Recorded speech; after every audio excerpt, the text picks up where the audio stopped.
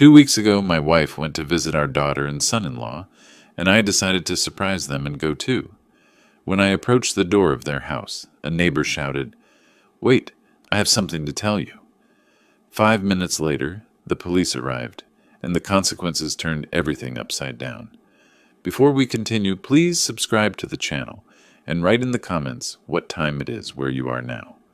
The highway stretched ahead like a sentence I couldn't finish. I-4 had never felt this long before, though I'd driven it dozens of times over the years. My hands gripped the steering wheel harder than necessary, knuckles pale against the black leather. The phone sat in the cup holder, screen dark, mocking me with its silence. 3 days. Vivian never went 3 days without returning a call. I glanced at the phone again, knowing I'd see nothing new but checking anyway. Same unanswered texts. Same voicemails delivered into the void. The last one I'd left that morning sounded desperate even to my own ears. "Viv, I'm worried. Just let me know you're okay. Call me back, please." The surprise visit had seemed like a good idea yesterday. Drive to Orlando, show up with flowers, take Vivian and Della out for lunch somewhere nice, make a day of it. But somewhere around mile marker 68, the surprise started feeling less like a gift and more like an emergency response. Exit signs counted down the distance. 40 miles to Orlando, 35, 30. My mind kept circling back to the months before Vivian left for this visit. Della's phone calls had changed, not in frequency. She'd always been good about checking in, but in content. Every conversation eventually steered toward money. The roof needed repairs. Curtis's contracting work had slowed down.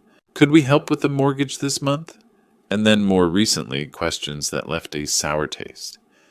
"Dad, have you and Mom thought about updating your will? You know, with property values changing and everything." I'd mentioned it to Vivian after that particular call. She was folding laundry in our bedroom, her movements unhurried and precise. "She's our daughter, Otis," she'd said without looking up. "She's just going through a rough patch. We went through rough patches too, remember?" I remembered. But something about Della's tone felt different. Calculated, maybe. Or maybe I was just getting paranoid in my old age, seeing shadows where there was only ordinary family struggle. The exit for Orlando appeared. I merged right, following the ramp into suburban sprawl. Strip malls and chain restaurants gave way to residential streets, lined with identical two-story homes. Della's neighborhood looked the same as always. Tidy lawns, basketball hoops in driveways, minivans parked at careful angles. Her house stood at the end of a cul-de-sac. The lawn had been mowed recently, leaving perfect parallel stripes in the grass. No newspapers cluttered the driveway. Nothing seemed disturbed or wrong. I pulled up to the curb and killed the engine. For a moment, I just sat there. Maybe I'd overreacted. Maybe Vivian had dropped her phone in Della's pool, or left it in a restaurant, or simply gotten caught up in mother-daughter time and forgotten to charge it. Simple explanations existed. They had to. I got out and walked to the front door. The concrete path felt solid under my shoes. Normal. I reached for the doorbell and pressed it, hearing the chime echo inside the house. Waited, counted to 30, pressed it again. Nothing. I tried the door handle. Locked. Cupped my hands against the front window and peered through the glass. The living room looked empty. Furniture arranged exactly as I remembered from our last visit at Christmas. No lights on, no movement. I pulled out my phone and dialed Della's number. It rang 4 times, then dropped to voicemail. Her cheerful recorded voice. "Hey, this is Della. Can't get to the phone right now, but leave a message and I'll call you back super soon." I didn't leave a message. Instead, I tried Curtis. Same result. Straight to voicemail after several rings. His message was shorter, more businesslike. "Curtis Richards, leave your name and number." The unease that had been building since Tampa crystallized into something sharper. Where were they? Della knew I might visit. I'd mentioned it vaguely during our last conversation. She always answered her phone. Always. "Excuse me. Wait!" I turned. A man was hurrying across the lawn from the house next door, moving with purpose. Mid-40s, thinning hair, dressed in a polo shirt and khakis. His expression carried urgency that didn't match the quiet suburban afternoon. "Are you family?" he called out, slightly breathless. "Are you Vivian's husband?" The question stopped me cold. How did this stranger know Vivian's name? He reached me and extended his hand, though the gesture seemed automatic, something he did while his mind worked on more important matters. "I'm Robert Delaney. I live next door." He pointed at the house he'd emerged from. "Listen, I need to tell you something. About a week ago, something happened here." He glanced back at Della's house, then at me, his jaw working as he chose his words. "There were screams," he said finally, "late at night. A woman's voice?" My chest tightened. Robert didn't wait for me to ask questions. The words came out in a rush, like he'd been holding them in too long. It was around midnight, maybe a little after. A week ago, June 8th, I remember because it was the night before my daughter's birthday. I heard screaming from this house. He gestured at Della's front windows. Not just yelling, screaming, a woman begging someone to call an ambulance, saying she needed help. I felt the ground shift beneath my feet, subtle but unmistakable. I got up, went to my front window, Robert continued. Della and Curtis came outside, right there on the lawn. They were yelling back at the house, saying everything was fine, just a nightmare, no emergency, but that screaming, he shook his head. That wasn't a nightmare. I've heard nightmares wake people up. This was terror. What did you do? The question came out hoarse. I called emergency services anyway, told them someone needed help at this address. Della and Curtis saw me on my phone through the window and started waving at me to stop, but I'd already made the call. He crossed his arms, defensive now, as if he expected me to criticize the decision. The paramedics arrived maybe 10 minutes later. They went inside with Della and Curtis. When they came back out, they had a woman on a stretcher. She could barely lift her head. It was Vivian. The world narrowed to Robert's face, his mouth forming words that couldn't possibly be real. She was barely conscious, he said. The paramedics were moving fast, checking her vitals, asking Della questions. Your daughter and her husband just stood there watching, didn't get in the ambulance, didn't even follow it to the hospital. They went back inside, and the next morning, both their cars were gone. Haven't seen them since. My hands were shaking.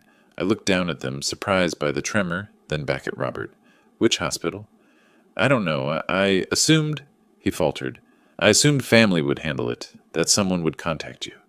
I pulled out my phone, dialed Della again. Voicemail. Curtis. Voicemail. Then I called emergency services, forcing my voice steady as I identified myself and asked about ambulance calls to this address 1 week ago. The dispatcher put me on hold. Music played, incongruously cheerful. Robert stood watching me, his concern etched deeper now that he'd said everything out loud. Emergency services, how can I help you?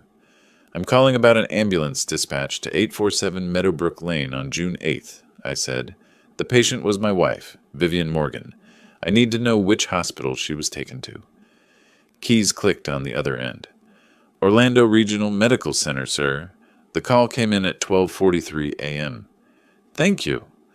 I hung up and immediately dialed the hospital. 3 transfers, 3 different voices asking me to hold. Finally, a nurse in the ICU with a tired, professional tone. Vivian Morgan, yes. She was admitted June 8th. Serious condition, but stable as of yesterday. What happened to her? I can't provide details over the phone, sir. You'll need to come in person. Are you family? I'm her husband. A pause. 4th floor, ICU. Ask for the charge nurse when you arrive. I lowered the phone. Robert was watching me, waiting. I'm calling the police, I told him. This isn't right. He nodded immediately. I'll give a statement. Whatever you need. I dialed Orlando Police Department, reported a possible crime, gave them the address, explained what Robert had witnessed. The officer on the line told me someone would meet me at the hospital. I was already moving toward my car. The hospital's on Colonial, Robert called after me. Orlando Regional Medical Center. Take Highway 50 East. I'll find it. I got in, started the engine, pulled away from the curb without looking back. The drive felt surreal. Traffic lights changed colors. People crossed streets with shopping bags and coffee cups, going about ordinary Tuesdays while my entire world cracked open. What happened to Vivian? Why wouldn't Della call an ambulance for her own mother? Why did they run? Questions multiplied faster than my speedometer climbed. Orlando Regional Medical Center rose against the skyline, all glass and concrete angles. I parked in the visitor lot, took the elevator to the fourth floor, followed signs to the ICU. A woman in plainclothes was waiting near the nurse's station, detective's badge clipped to her belt. "Mr. Morgan?" She extended her hand. "Detective Lisa Thornton, Orlando PD. I got the call about your wife's situation. Where is she?" "Room 412. But I need to ask you some questions first. When did you last speak with Vivian?" 2 weeks ago when she left to visit our daughter. We texted a few times after that. Then 3 days ago, she stopped responding." Thornton wrote in a small notebook. "And you didn't know she was hospitalized?" "Nobody contacted me. I came here because I was worried. A neighbor told me what happened." Her expression shifted, the professional mask slipping just enough to show something darker underneath. "Your wife suffered severe poisoning, Mr. Morgan. Combination of sedatives and cardiac medication. The dose was potentially lethal. She's been unconscious for most of the week. We've been trying to locate next of kin." The words landed like physical blows. "My daughter and son-in-law were with her," I said slowly. "The neighbor heard her screaming for help. They told him it was nothing. Then they disappeared. Does that sound like an accident to you, Detective?" Thornton's jaw tightened. "Room 412. Go see your wife. I'll be here when you're ready to talk." The ICU room was dim, curtains half drawn. Machines beeped steadily, monitoring vitals with mechanical precision. Vivian lay in the bed, tubes and wires connecting her to equipment I didn't want to understand. Her face looked smaller than I remembered, skin pale against white pillows. I pulled a chair close and took her hand. It felt fragile, like bird bones. "I'm here now," I said quietly. The words were for her, even if she couldn't hear them. "When you wake up, you'll tell me what they did. And I promise you—" My voice dropped lower, harder. "I'll make sure they answer for every second of this." Something shifted inside me then. The shocked father evaporated. In his place, the prosecutor I'd been for 30 years. The man who built cases brick by brick, who found patterns in chaos, who knew exactly how to make people accountable for their actions. Della and Curtis had made a mistake. They'd left evidence. They'd left witnesses. They'd left their victim alive. And they'd underestimated me. I didn't leave the chair beside her bed. The nurses offered alternatives. A cot in the waiting room, a nearby hotel with a discount for families. But I refused. My hand stayed wrapped around Vivian's, feeling for any change, any sign she was coming back. Somewhere around 5 in the morning, her fingers twitched against my palm. I straightened, leaned closer. Her eyelids fluttered, struggling against whatever darkness held her. A nurse noticed, moved quickly to the monitors, checked readings, pressed a call button. Within minutes, a doctor arrived, penlight in hand, examining Vivian's responses with clinical efficiency. Her eyes opened, unfocused at first, pupils adjusting to the dim light. Then they found my face and held there. "Otis?" The word came out rough, barely recognizable through the damage a ventilator tube leaves behind. "Where?" The nurse brought water, held the cup while Vivian took small sips. Her throat worked painfully, but gradually, sound returned. "How long have I been here?" "A week?" The words felt inadequate. "You've been here a week?" Her eyes widened, confusion bleeding into fear. I watched her trying to piece together time she'd lost, reaching for memories that scattered like smoke. The doctor confirmed she was stable enough to talk. Detective Thornton appeared shortly after, recording device in hand. Expression professional, but not unkind. Vivian described what she could remember, voice shaking through the account. Della had made dinner on June 8th. Nothing fancy. Pasta with vegetables, garlic bread. About an hour after eating, something went wrong. Dizziness first, then nausea, then her heart racing so fast she couldn't catch her breath. "I asked Della to call an ambulance," Vivian said, staring at her hands. She said no, said it was just food poisoning, that I'd feel better if I lay down, but it got worse. Everything was spinning, and my chest hurt so much I thought. She stopped, swallowed. I begged her. I said, Della, please, something's wrong with my heart. She just looked at Curtis. And he stood in front of the door, wouldn't let me leave the room.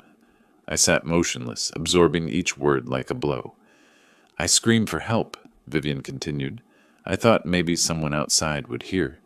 Then everything went dark. I remember a voice through the window, someone calling out. But after that, nothing. Just waking up here now. Detective Thornton stopped the recording, gave Vivian a moment before speaking. The toxicology shows levels of zolpidem and digoxin that would kill most people your age, Mrs. Morgan. Someone with medical knowledge would understand exactly what this combination does. This wasn't accidental. What are those? Vivian asked, though her face suggested she didn't really want to know. Sleeping medication and cardiac medication, Thornton said. Neither was prescribed to you. Do you know if Della or Curtis had access to those drugs? Vivian's forehead creased. There were pill bottles in their bathroom. I saw them when I first arrived. Curtis mentioned something about anxiety and trouble sleeping, but I didn't pay much attention. The detective made notes, asked follow-up questions, established timeline details that would matter in court. I listened, building my own mental file of every fact, every inconsistency. I need to conduct interviews, Thornton said eventually. Della Richards and Curtis Richards just returned to their Orlando home. Apparently they took a trip. The temperature in the room seemed to drop. I'm coming with you, I said, already standing. Mr. Morgan, this is official police business. Given your relationship to the victim and the suspects. They're not suspects. They're criminals who tried to murder my wife. Thornton's expression softened slightly, which is exactly why you can't be present during questioning. I understand your frustration, but we need to do this right. Let me handle it. She was correct, and I knew it. Decades in the prosecutor's office taught me the importance of clean investigations, untainted evidence. I sat back down. Hours passed. Vivian drifted in and out of sleep, exhausted by the effort of consciousness. I held her hand, watched machines track her vital signs, tried not to imagine Curtis standing between her and the door while she begged for help. Detective Thornton returned late afternoon. Her expression told me everything before she spoke.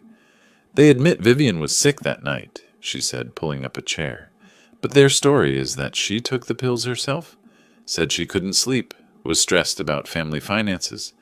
They claim they were about to call an ambulance when the neighbor, quote, interfered. They left for the Bahamas the next day because the trip was pre-planned, and they didn't realize how serious the situation was since the hospital said Vivian was stable. That's a lie, Vivian's voice stronger now but trembling with anger. I believe you, Thornton said, but their story is coordinated, rehearsed. A defense attorney could argue the poisoning caused confusion, affected your memory of events. Right now, it's your word against theirs. We need more. After she left, I sat in silence. 30 years in the prosecutor's office had prepared me for this moment, though I'd never imagined applying that knowledge to my own family. Investigation takes months. Evidence is circumstantial. Even if charges are filed, conviction isn't guaranteed. And meanwhile, Della and Curtis would walk free, acting innocent, telling their version to anyone who'd listen. I looked at Vivian, frail and traumatized in the hospital bed. Then I pulled out my phone and scrolled through contacts until I found a name I hadn't called in years. Marcus Webb. Private investigator who'd worked dozens of cases with me during my prosecutor days, digging up financial records and hidden connections that turned circumstantial cases into convictions. I pressed dial. Marcus, it's Otis Morgan. I need your help with something. It's personal. The coffee shop in Tampa was nearly empty on Thursday morning. Marcus Webb sat across from me, 3 file folders spread between our cups, his expression grim as he walked me through what he'd found in just 2 days. Your daughter made 47 calls to creditors in the past 3 months, he said, sliding the first folder forward. Collection agencies, credit card companies, mortgage servicers. Every account is past due, most by 60 days or more. I opened the folder. Phone records, bank statements, credit reports, all the financial debris of a life falling apart. Curtis owed money everywhere. Online gambling sites, sports betting, poker rooms in Orlando and Miami. The numbers kept climbing. 85,000 in credit card debt, Marcus continued. Another 120,000 in gambling losses across various platforms. Their mortgage is 2 months overdue. Foreclosure proceedings started last week. And Della knew all this? I asked, though I already suspected the answer. She called your estate attorney 4 weeks before the poisoning, June 10th. Asked about probate timelines. What happens when someone dies intestate versus with a will? Whether adult children automatically inherit. The attorney thought she was just curious about family planning. Marcus paused. That's not curiosity, Otis. That's planning. I closed the folder, the pieces falling into a pattern I recognized from dozens of prosecutions. Financial desperation plus opportunity equals motive. But knowing it and proving it in court were different challenges. From the coffee shop, I drove to James Walker's office downtown. Walker had been my go-to for complex cases requiring civil litigation expertise, the kind of attorney who understood how to apply pressure from multiple angles. His office overlooked Tampa Bay, floor-to-ceiling windows framing sailboats drifting across blue water. Walker sat behind his desk, reading Marcus's report with the focused intensity that made him successful. Criminal court requires proof beyond reasonable doubt, he said finally. The DA might struggle with that, given the coordinated alibi and Vivian's memory gaps. But civil court, preponderance of evidence, 51%. We can prove this on civil grounds even if criminal charges fail, and we can make their lives very uncomfortable in the process. What are you suggesting? Wrongful injury lawsuit, emotional distress, medical expenses? We freeze their assets during discovery.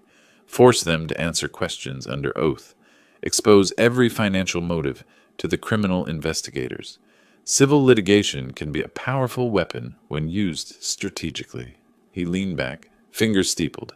And I assume you want this done aggressively. I want it done correctly, I said. But yes, aggressively. Walker smiled, not warmth, but recognition of shared purpose. I'll have papers drawn up by end of day. My next stop was the estate attorney's office, a smaller practice near Hyde Park. Gerald Simmons had handled our wills 5 years ago, straightforward documents that left everything to each other, then to Della after we both passed. I need changes, I told him after explaining the situation. Remove Della completely. Everything goes to Vivian, then to Charity if she predeceases me, and add language that if Della contests this will, she forfeits any claim whatsoever. Gerald's pen moved across legal pad, taking notes. You want a no-contest clause. Standard practice when there's concern about challenges. I can have a revised will, ready for signature tomorrow. Today, I said, I'll wait. He nodded, understanding the urgency without needing explanation. Back home that evening, Vivian sat in our living room, discharged from the hospital earlier that day. She looked smaller than I remembered, wrapped in a blanket despite Tampa's heat. I'd shown her Marcus's report over dinner, or tried to. She'd put the folder down after 3 pages. She called about the will a month before this happened? Her voice was hollow, processing facts that contradicted everything she'd believed about our daughter. She actually planned it? The evidence suggests so. I kept telling you she was just going through a rough time, that she'd never... Vivian's hands trembled slightly. I was so wrong. I sat beside her, careful not to touch her without permission. Hospital experiences leave invisible boundaries. You weren't wrong to love your daughter. She was wrong to betray that love. We sat in silence for several minutes. Then Vivian straightened, something hardening in her expression. What's the next step? I explained Walker's strategy, the civil lawsuit, the asset freeze, the discovery process that would expose everything. Vivian listened without interruption, then nodded once. Do it. Friday morning, I called Della's number. She answered on the second ring. voice carefully bright. Dad, how's Mom doing? I've been so worried.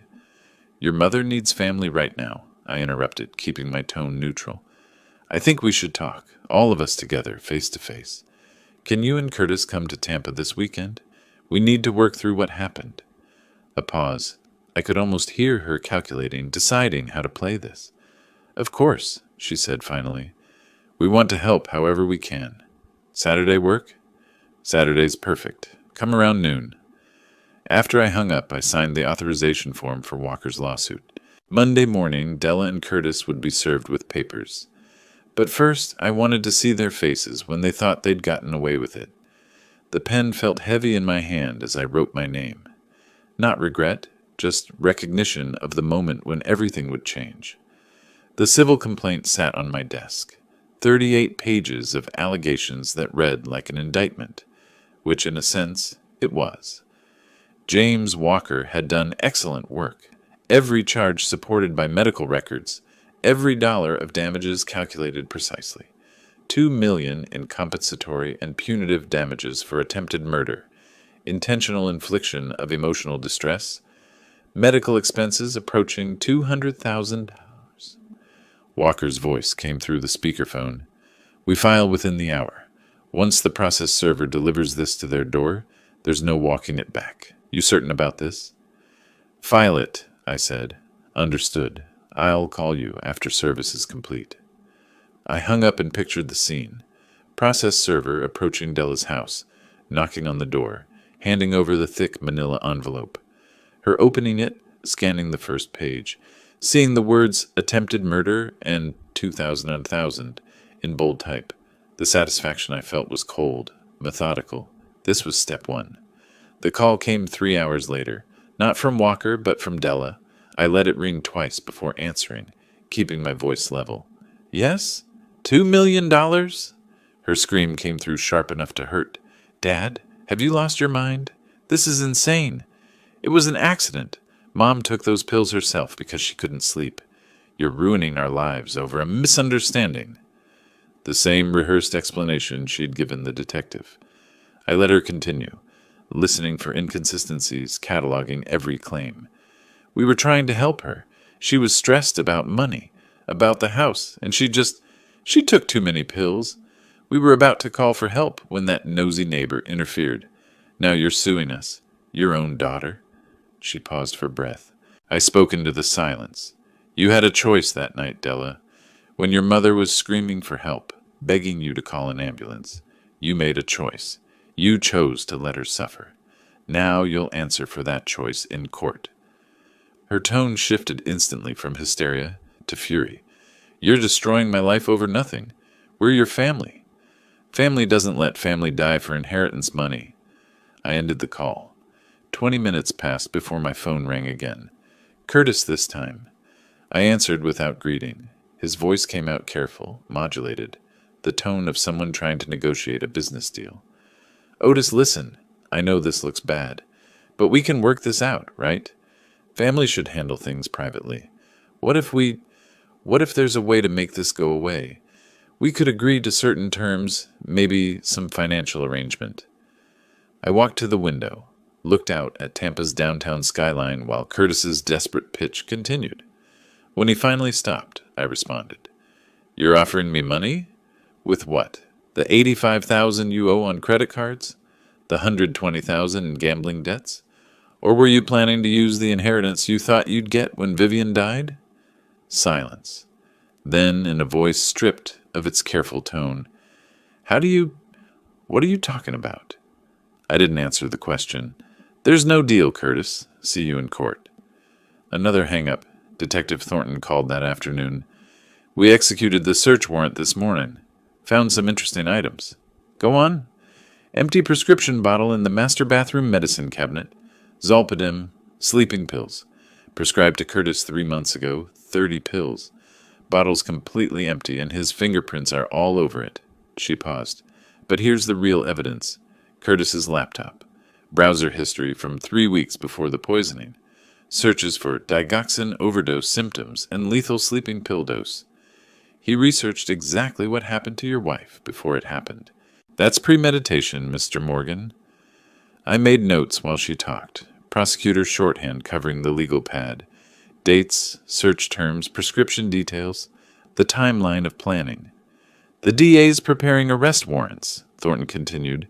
Attempted murder, first degree for both of them, plus conspiracy and obstruction for the false statements. We're moving on this tonight. Keep me informed. Will do. The second call from Thornton came at 7 that evening. They're in custody. Both arrested at home an hour ago. Being processed now. Bail hearings tomorrow morning, but given the charges and their financial situation creating flight risk, bond will be set high. Vivian was beside me, holding my hand. She'd heard everything through the speaker. Her eyes were wet, but no tears fell. Is it wrong that I feel relieved? She asked quietly. I squeezed her hand. No, it means justice is working. My phone buzzed with a text from Walker. Arrest warrants executed. Civil case now has criminal charges backing it. Asset freeze motion hearing, scheduled for 3 days from now. We're winning. I read the message, then looked at Vivian. She was staring at a framed photo on the side table. Della at age 7, gap-toothed smile, sitting on my shoulders at the beach. Vivian reached for it, hesitated with her fingers an inch from the frame, then deliberately turned it face down. I can't look at her right now, she whispered. I nodded. Neither could I. The bail hearing happened Wednesday morning. Della and Curtis appeared via video link from the county jail, both in orange jumpsuits that looked deliberately humiliating on camera. The judge set bond at $250,000 each, high but not insurmountable. By Thursday afternoon, they'd posted bail through a bondsman, pledging their house as collateral. By Friday, they'd retained Michael Brennan. Brennan's reputation preceded him. Former public defender turned high-profile criminal attorney, known for aggressive tactics and media manipulation. His strategy became clear within hours of taking the case. The Tampa Tribune ran the story on Saturday morning. Front page, below the fold. Father sues daughter for 2 Mars after alleged poisoning. Defense claims tragic accident. The article presented both sides with careful neutrality, but the photo told a different story. Della looking exhausted and fragile, tears visible on her cheeks. No photo of Vivian in the hospital bed. Sunday brought the real attack. The Tribune published a follow-up interview.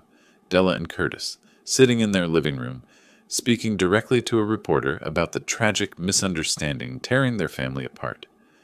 I read it at the kitchen table while Vivian prepared breakfast. Della described a wonderful visit with her mother that took a terrible turn when Vivian became anxious about finances and took sleeping pills without telling anyone. Curtis explained they were moments away from calling for help when the neighbor panicked unnecessarily. Both expressed shock and hurt that Otis refused to believe them, choosing instead to destroy his own daughter's life with false accusations. The article included quotes from their attorney. Brennan positioned them as victims twice over, first of Vivian's accidental overdose, now of Otis's vindictive lawsuit, fueled by paranoia rather than evidence. Listen to this, I said to Vivian. Brennan claims we're weaponizing the legal system to punish grief-stricken family members who made difficult decisions in a crisis. Vivian set down her coffee cup harder than necessary. Difficult decisions? They watched me beg for help and did nothing. I know. Then why does reading this make me feel like we're the ones who did something wrong? Because that was exactly what Brennan wanted. Shape the narrative before trial. Make the jury pool question whether attempted murder was really just panic and poor judgment. Classic defense strategy. My phone started ringing that afternoon. Friends, mostly. Former colleagues from the prosecutor's office. People who'd known me for decades, calling with carefully worded questions. Richard Martinez, retired judge, spoke with diplomatic caution. Otis, I saw the article. Obviously, I know there are 2 sides to every story, but have you considered that maybe emotions are running high? Family disputes can feel clearer than they actually are. I explained the evidence. Browser history, prescription bottle, financial motive. Richard listened, made sympathetic sounds, but I heard doubt in the pauses. Carol Henderson, who'd worked as victim advocate during my prosecutor years, tried a different approach. I'm not questioning your judgment, but is it possible Vivian's memory was affected by the trauma? Sometimes victims fill gaps with assumptions that feel like certainties. More phone calls followed, each one carefully supportive on the surface, questioning underneath. The media campaign was working. Walker called Monday morning with news. Brennan filed a countersuit. They're suing you and Vivian for defamation, claiming your false accusations have destroyed Della's reputation, and Curtis is contracting business. Asking for $500,000. That's absurd. Of course it is. It's harassment litigation, meant to create leverage, make you back down. But combined with the media coverage, he's building a narrative that might resonate with a jury. We need to be ready for this to get uglier. The asset freeze hearing was scheduled for Wednesday. Walker explained the strategy. We'd present evidence of financial motive, argue that Della and Curtis might hide or transfer assets to avoid paying damages. The court could freeze their accounts, prevent property transfers, protect our eventual judgment. But first, we had to survive the pressure. Tuesday afternoon, I ran into Thomas Kirby at the grocery store. Tom had been in my book club for 15 years. He saw me, hesitated visibly, then approached with an expression I'd seen before on witnesses who didn't want to testify. Otis, how are you holding up? Managing. I read about everything in the paper. Must be difficult. He shifted his weight, looked at the floor. Listen, I don't want to overstep, but have you thought about mediation? Sometimes these family things, they seem clearer when you're angry. Maybe there's room for... Tom, my daughter tried to kill my wife for inheritance money. That's not a misunderstanding. His face flushed. Of course not. I'm just saying... Well, the article made it sound more complicated than... The article was written by Della's defense attorney. Right. Sure, I just... He trailed off, then... I hope it works out. He left quickly, abandoning his half-full cart. That evening, Vivian found me at my desk, reviewing evidence files. She sat down across from me, her expression steady despite the exhaustion visible in her eyes. People are questioning you, she said. Not a question. Some are. Do you doubt yourself? I looked at her, still fragile from the ordeal, still recovering, but clearer-eyed than I'd seen her in weeks. Sometimes, I admitted, when enough people suggest you're wrong, you start wondering. Then let me be clear, Vivian said. I begged our daughter for help while I was dying, and she refused. That's not complicated. That's not a misunderstanding. That's attempted murder. She leaned forward. Don't let them make you forget what actually happened. The doubt didn't disappear entirely, but her certainty steadied something inside me. Wednesday's hearing would tell us whether the court saw things as clearly as we did. Detective Thornton's call came Wednesday morning while I was reviewing case files at the kitchen counter. Curtis cracked, she said without preamble. During this morning's follow-up interview, I was pushing on inconsistencies between his statement and Della's, asking whose idea certain things were, and he just broke. I grabbed a pen, started taking notes. What did he say? Quote, it was my idea to solve our financial problems, okay? But Della agreed. She knew what we were doing. Then his attorney jumped in, demanded we stop. But it was already on tape. I underlined the words on my notepad. My idea. Della agreed. She knew. That's premeditation, I said, and conspiracy. Exactly. Their defense just collapsed from the inside.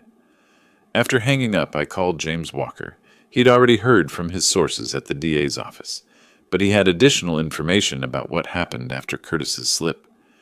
Brennan pulled them both into a conference room at the station, Walker said, tried to have a private conversation about damage control. According to the officers standing outside, Della's voice carried right through the door. She was screaming at Curtis, calling him weak, asking how he could be so stupid to say that to police. And Curtis yelled back that she wanted the money just as much as he did, that she helped plan everything, so why should he take the fall alone? Brennan couldn't control them. They turned on each other right there. Walker paused. Two defendants blaming each other is a prosecutor's dream, Otis. You know that. I did. I'd built cases on exactly this kind of fracture during my career, pressure defendants until loyalty gives way to self-preservation. It always worked, eventually. Walker called again that afternoon with a proposal. The DA's office wants to make a tactical move. They'll extend an offer to Curtis through his attorney. Reduce charges in exchange for full testimony against Della. Conspiracy instead of attempted murder. 8 to 10 years instead of 15 to 20. Curtis is the weak point, I said, thinking through the strategy. He's already cracking, already terrified. His gambling addiction, his pattern of poor decisions under pressure, he'll take the deal. But we need your authorization to coordinate with the DA. I walked to the study window, looked out at Tampa's afternoon light. Using Curtis to convict Della felt calculated, manipulative.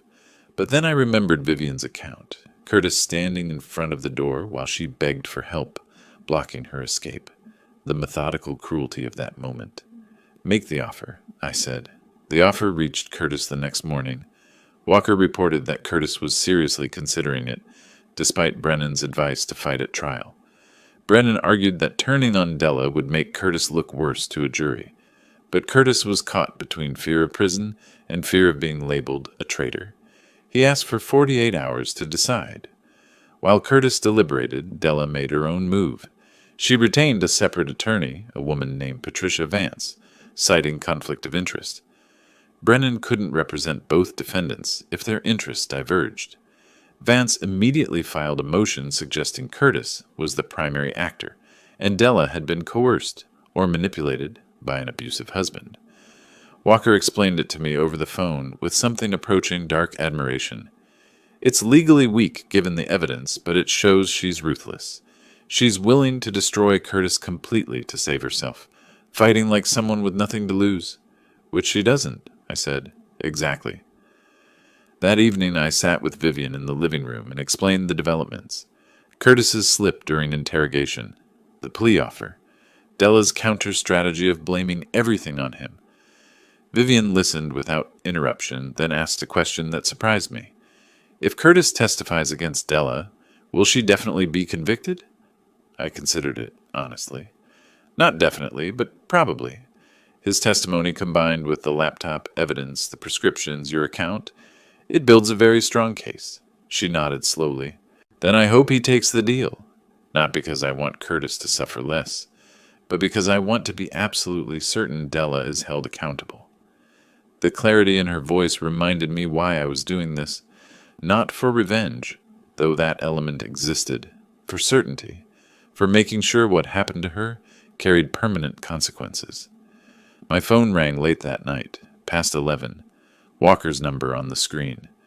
Curtis's attorney just called, he said, voice tight with controlled excitement. He's taking the deal. Full testimony, complete cooperation, every detail. He's giving us Della on a silver platter.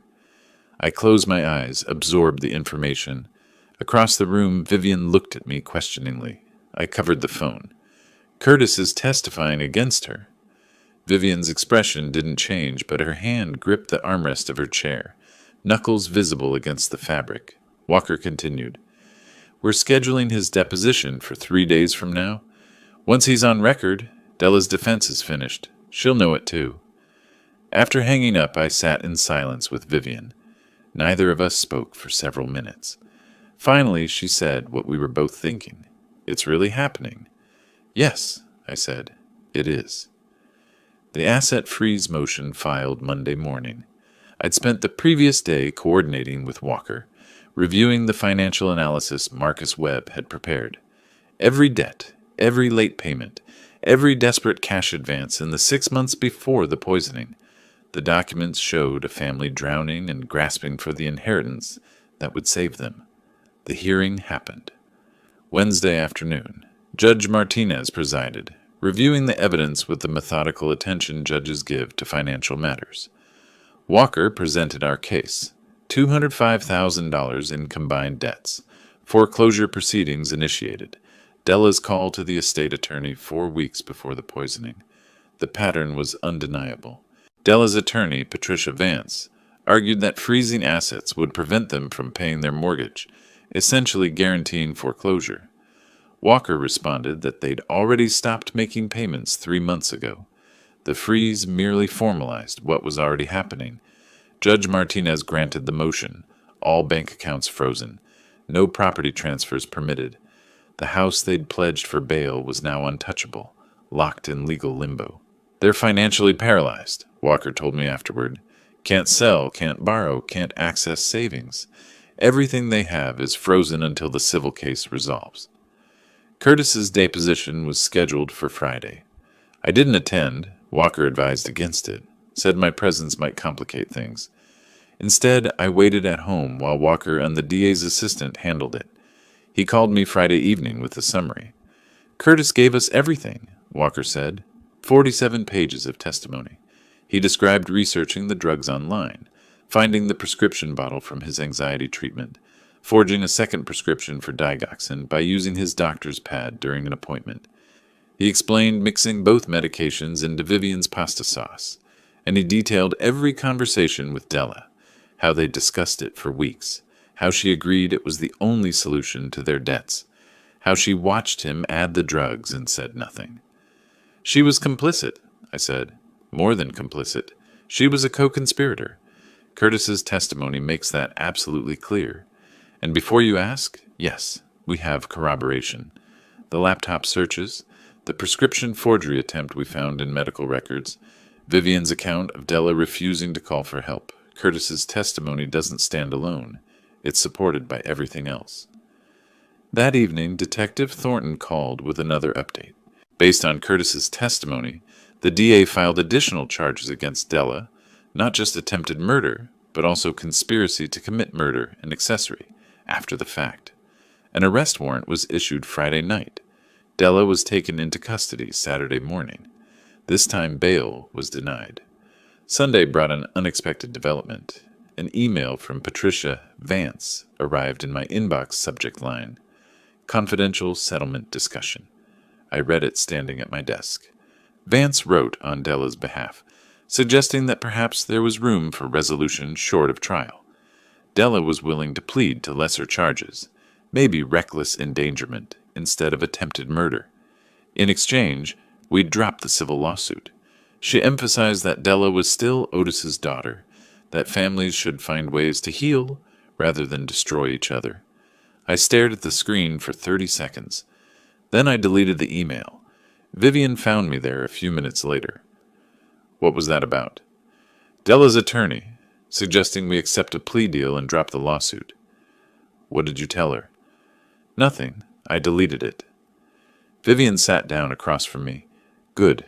Don't let her pretend this can be negotiated away. She tried to kill me for money. That's not something you compromise on. Monday morning, I forwarded a screenshot of the deleted email, James Walker, with a simple message. No deals. No compromise. We proceed to trial on all charges. Walker responded immediately. Understood. I'll communicate that to the DA's office. Della's attorney will get the message. The civil lawsuit continued its parallel track. With the asset freeze in place and Della facing upgraded criminal charges, Walker filed additional motions. One sought to establish joint and several liability, meaning if we won the civil case, Curtis would be responsible for the full $2,000, even though he'd taken a plea deal. The criminal reduction didn't absolve civil responsibility. That same day, the bank accelerated foreclosure proceedings on Della and Curtis's house. With no mortgage payments for 3 months and assets frozen preventing any payment, the bank moved to seize the property. Notice to vacate was issued, 30 days to remove belongings.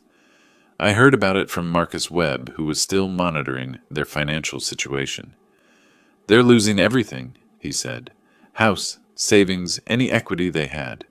The civil judgment will attach to anything that's left, which at this point is basically nothing. They gambled everything and lost, I said. Not with satisfaction, just mechanical observation of consequences. The following week moved quickly. Curtis's formal plea agreement was signed on July 2nd. He allocuted in court, admitted under oath to conspiracy to commit attempted murder, detailed his and Della's plan, accepted 8 years in prison. The judge accepted the plea. Della's preliminary hearing was scheduled for July 10th. Based on Curtis's testimony, the laptop evidence, Vivian's account, and the prescription forgery, the judge would decide if there was sufficient cause to proceed to trial. Walker assured me it was a formality. The evidence was overwhelming, but Della would be there, in court. For the first time since her arrest, I'd have to see her face. Wednesday night, July 4th, Vivian and I sat on our back porch. Fireworks exploded in the distance, neighbors celebrating. We watched in silence. "Are you ready for next week?" Vivian asked. "For the hearing?" I thought about it. Seeing Della in the defendant's chair, hearing the charges read aloud, watching her realize how completely her plan had failed. "Yes," I said, "I'm ready." The story broke wide on July 6th. I was having morning coffee with Vivian when the local Tampa station led with it. Daughter and son-in-law charged in poisoning plot. Inheritance motive. Alleged. The coverage was different this time. No careful neutrality. No both sides framing. Just evidence. Courthouse footage showed Della and Curtis being processed. The anchor detailed the forged prescriptions, the laptop searches, the $115 million inheritance calculation. A legal expert appeared, grave-faced, calling it one of the most cold-blooded cases in recent Florida history. My phone started buzzing. People I hadn't heard from in weeks. The same friends who'd questioned my judgment after Brennan's media campaign. Now they were calling to apologize, to express shock, to say they had no idea the evidence was so damning. I didn't answer most of them. Marcus Webb called mid-morning with updates on Della and Curtis's professional situations. "The real estate agency cut ties this morning," he said. "Public statement expressing sympathy for your wife and distancing themselves completely from Della's alleged criminal activities. Curtis was fired yesterday by the dealership, moral turpitude clause, and his parents released a statement disavowing him." I took notes while he talked, treating each detail as case information rather than victory. Employment terminated, professional reputation destroyed, family relationships severed. Consequences, not revenge. "They're both completely isolated now," Marcus said. "No jobs, no social circle, no family support." Over the next few days, I learned more through various sources. Former friends stopped returning their calls. Neighbors avoided them in public. The statement from Curtis's parents was particularly cold. "We are devastated by our son's actions and choices. We support the victims in this tragedy and have no further relationship with Curtis." Formal? Absolute? Final. I understood it.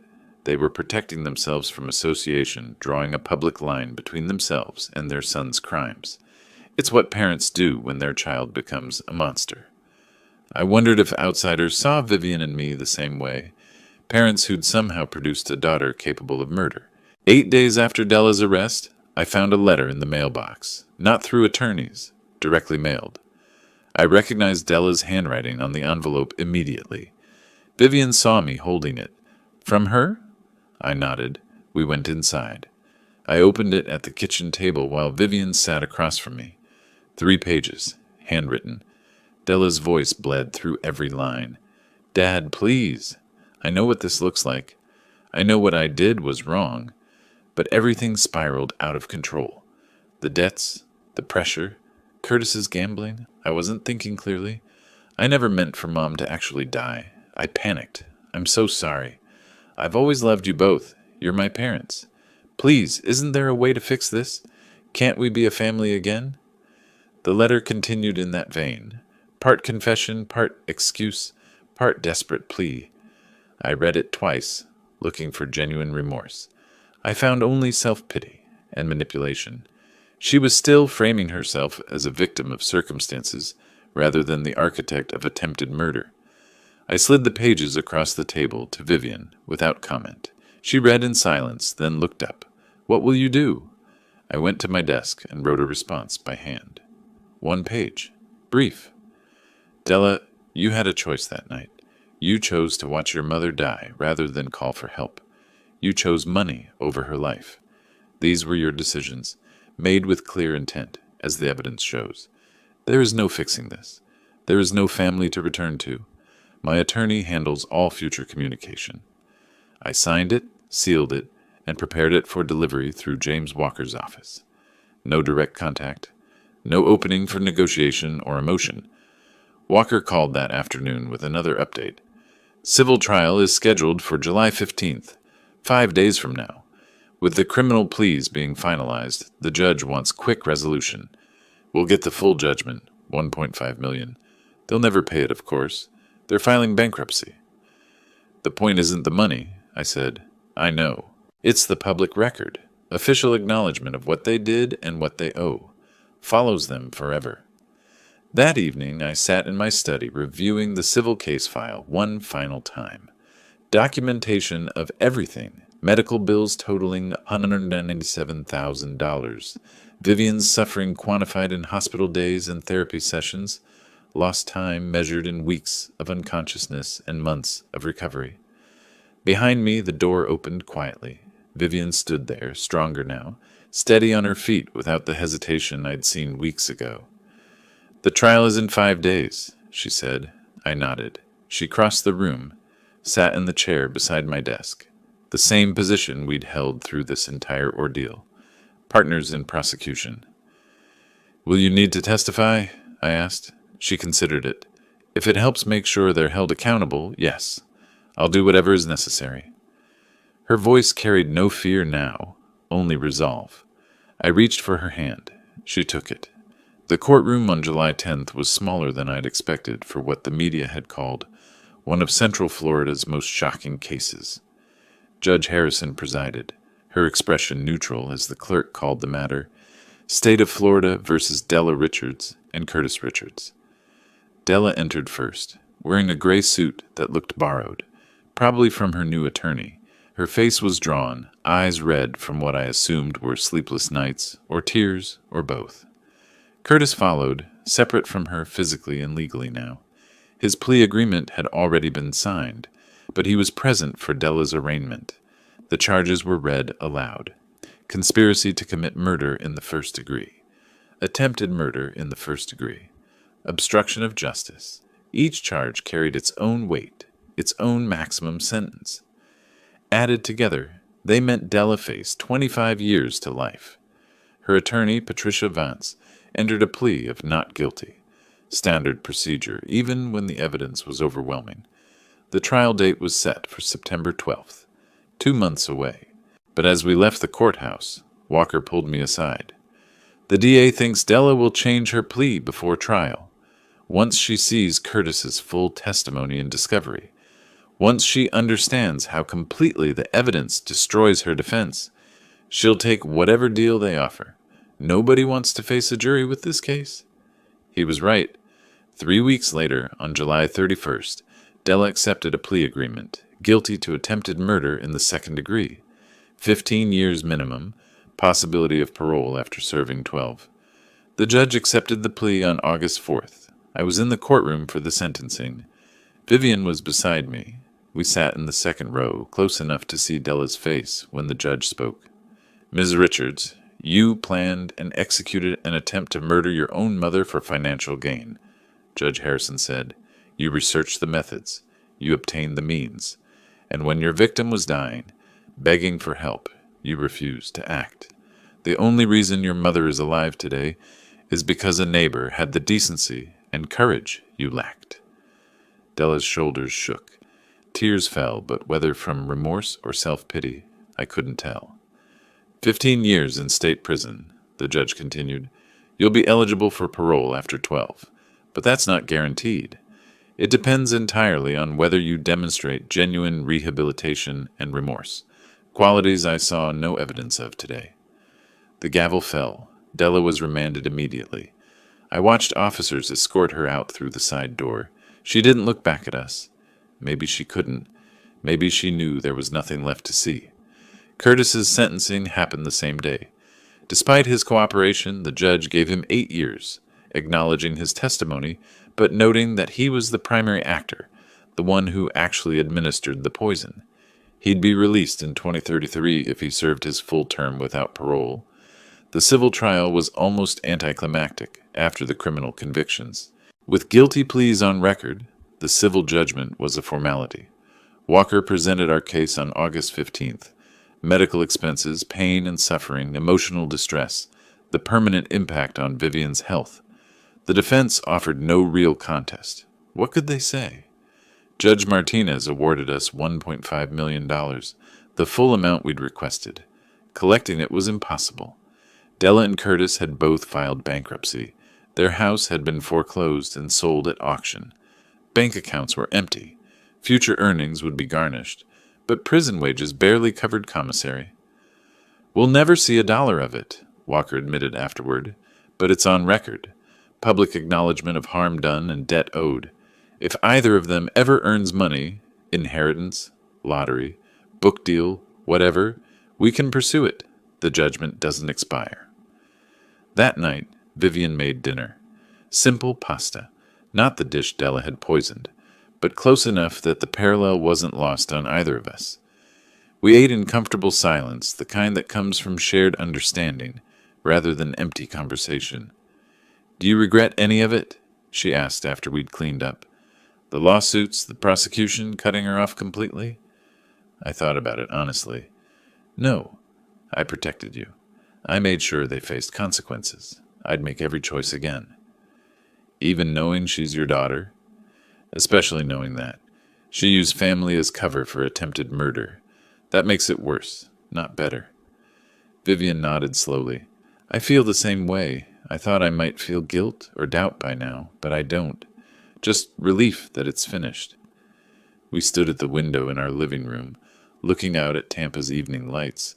The city continued its normal rhythm, people heading home from work, cars streaming along the highway, life proceeding as it always had.